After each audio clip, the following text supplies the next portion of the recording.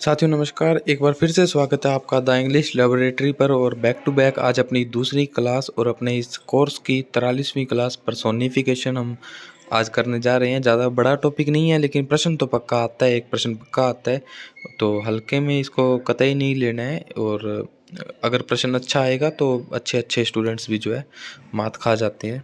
अगर आपने अभी तक चैनल सब्सक्राइब नहीं किया तो प्लीज़ सबसे पहले सब्सक्राइब कर लें, टेलीग्राम पर हमारे साथ जुड़ जाएं और एप्लीकेशन पर टेस्ट सीरीज और ये बुक जो है ले लें। फर्स्ट ग्रेड और सेकंड ग्रेड में जो है काफ़ी प्रश्न आने वाले हैं और फर्स्ट ग्रेड में तो आप ही गए हैं। ठीक है, चलिए आज की क्लास को शुरू करते हैं बिना किसी देरी के। Personification is used to attribute human characteristics to non human. Personification जो है हिंदी के मानवीय अलंकार का इंग्लिश वर्जन है।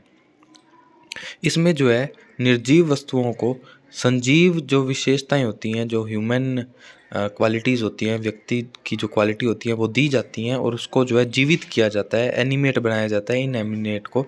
It can also be used to personify an abstract quality. किसी भाववाचक संज्ञा को, किसी भाव को भी जो है, विचार को भी जो है एब्स्ट्रैक्ट क्वालिटी दे सकते हैं, ह्यूमन क्वालिटी दे सकते हैं, जिससे जो है पर्सोनिफिकेशन ही कहलाएगा। वो भी जरूरी है निर्जीव हो, वो भाव भी हो सकता है। It is used to describe something concisely and to bring a deeper meaning. इसका उद्देश्य क्या होता है इस फिगर ऑफ स्पीच का, कि एक गहरा जो है अर्थ निकलता है। अगर हम ढंग से उसको महसूस करेंगे तो एक जो है अच्छा और बहुत ही गहरा मीनिंग निकलेगा उस बात का जिसमें पर्सोनिफिकेशन का यूज़ किया होगा। ठीक है, and connection to the object और वर्च्यू बीइंग पर्सोनिफाइड। और जिस चीज़ को जो है, जिस ऑब्जेक्ट को पर्सोनिफाई किया जाएगा, जिस एब्स्ट्रैक्ट थिंग को पर्सोनिफाई किया जाएगा, उसको जो है कनेक्शन किया जाएगा उसके गुणों से या उसकी बुराइयों से, व्यक्ति की बुराइयों और गुणों से। Personifications are very common in allegory. Allegory जो होती है इंग्लिश लिटरेचर में, जितनी भी एलेगरीज हैं उसमें जो है पर्सोनिफिकेशन का जो है बहुत ज़्यादा यूज़ किया गया है। इट इज़ और इनकारनेशन एंड एम्बॉडीमेंट। ये साथियों शब्द बदल रहे हैं लेकिन मतलब वही है कि मानवीय जो है रूप दिया जाता है, मानव शरीर का जो है रूप डाल दिया जाता है किसी विचार को, किसी निर्जीव वस्तु को। It is an imaginary person और creature conceived or figure to represent a thing or abstraction. It adds vividness to expression. ये इंपॉर्टेंट लाइन है, it adds vividness to expression। ये अपनी बात को कहने के लिए जो है प्रकार है, एक प्रकार का अलग अलग प्रकार का एक्सप्रेशन होता है अपनी बात को और अच्छा तरीके से कहने के लिए। तो फिगर ऑफ स्पीच का काम ही यही होता है कि अब किसी बात को जो है अच्छे तरीके से कैसे बोल पाएँ। तो पर्सोनिफिकेशन जो है विविडनेस देती है, विविधता देती है अपने एक्सप्रेशन, अपने विचार को व्यक्त करने के लिए। और ये जो है ये एक प्रकार से इमेजिनरी पर्सन या क्रिएचर होता है, कोई कल्पनात्मक व्यक्ति होता है जिसको जो है किसी एक वस्तु या एब्स्ट्रैक्शन या विचार को जो है व्यक्त करने के लिए यूज़ में लेते हैं। ठीक है, personification is more specific type of metaphor. ये मैंने लाइन जो है हाईलाइट की है अपने नोट्स में। क्यों? क्योंकि मेटाफर क्या होता है कि वो चीज़ किसी वस्तु, व्यक्ति या स्थान या विचार के लिए किसी दूसरे शब्द का प्रयोग करना ही मेटाफर होता है। और मेटाफर अपने आप में बहुत विस्तृत, वास्ट, वाइड टॉपिक है। इसी के अंदर जो है ये पर्सोनिफिकेशन उसका बहुत छोटा प्रकार है और इसको अलग से पढ़ते हैं अपने, बस इतनी सी बात है। ठीक है, तो पर्सोनिफिकेशन भी क्या है कि हम जो है किसी निर्जीव वस्तु को जो है, अगर हम कहें कि दीवारों के कान होते हैं तो हम कान तो जो है निर्जीव जानवरों के या व्यक्तियों के ही होते हैं, है ना। तो ये भी जो है निर्जीव को संजीव बनाने की जो है एक प्रक्रिया है और ये जो है मेटाफर का ही एक प्रकार होता है पर्सोनिफिकेशन। ठीक है, मोर स्पेसिफिक टाइप, एक विशिष्ट प्रकार का जो है टाइप है मेटाफर का। कौन? पर्सोनिफिकेशन। पर्सोनिफिकेशंस के कुछ एग्जाम्पल हैं। The moon weld her face, knowledge is proud, he learn so much. Moon जो है, वेल का मतलब होता है घूंघट निकाल लेना, तो चंद्रमा जो है घूंघट निकाल लेता है। ठीक है, अगला जो एग्जांपल है, knowledge is proud, he learn so much, कि ज्ञान को इतना गर्व है कि वो सब कुछ जानता है। तो ही जो प्रोनाउन है वो नॉलेज के लिए यूज़ किया गया है, तो ये भी जो है पर्सोनिफाइड किया गया है। तो कहीं ना कहीं पेपर में प्रश्न कैसे आएगा, कहीं ना कहीं इसके लिए प्रोनाउंस का यूज़ कर देंगे या ऐसे वर्ड का यूज़ कर देंगे जो कि सिर्फ मानव या जानवर ही करते हैं। The shadow of the moon danced on the lake, तो मून की जो शेडो है, जो परछाई है चंद्रमा की, वो लेक पर डांस करते हैं और डांस व्यक्ति ही कर सकते हैं। There was a heavy thunder storm, the wind snorted outside rattling my windows panes. Snort जो है वो हवा कभी भी स्नॉट नहीं करती है, ठीक है, ये जानवरों का काम कह सकते हैं हम। Opportunity knocks at the door but once, कि अवसर जो है दरवाजे पर एक बार ज़रूर खटखटाता है। तो खटखटाना एक एनिमेट विचार है, जीवित व्यक्तियों का विचार है।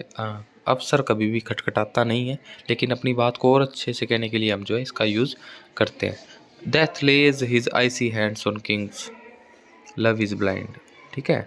लव, प्यार अंधा होता है, तो अंधा व्यक्ति हो सकता है, कोई जानवर हो सकता है, ठीक है। तो इसमें लव को अंधा बताया गया, तो ये भी पर्सोनिफिकेशन का उदाहरण है और ये जो है मेटाफर का भी उदाहरण है। और मृत्यु जो है उसके ठंडे हाथों पर थी, ठीक है, तो मृत्यु कभी भी लेटती नहीं है। Death lays his icy hands on kings, ठीक है, मृत्यु कभी भी लेटती नहीं है। Let not ambition mock their useful toil, कि जो कड़ी परिश्रम है उसका कभी भी मजाक नहीं उड़ाना चाहिए आकांक्षाओं को। तो आकांक्षाएं कभी भी मजाक नहीं उड़ाती हैं, इसको भी ह्यूमन क्वालिटीज़ दी गई हैं। Can honour's voice provoke the silent dust, और flattery soothe the dull cold ear of death, कि सम्मान की जो आवाज़ है वो शांति की धूल को जो है भड़काती है, आह्वान करती है। तो ऐसा ये भी ह्यूमन क्वालिटी है, प्रोवोक करना।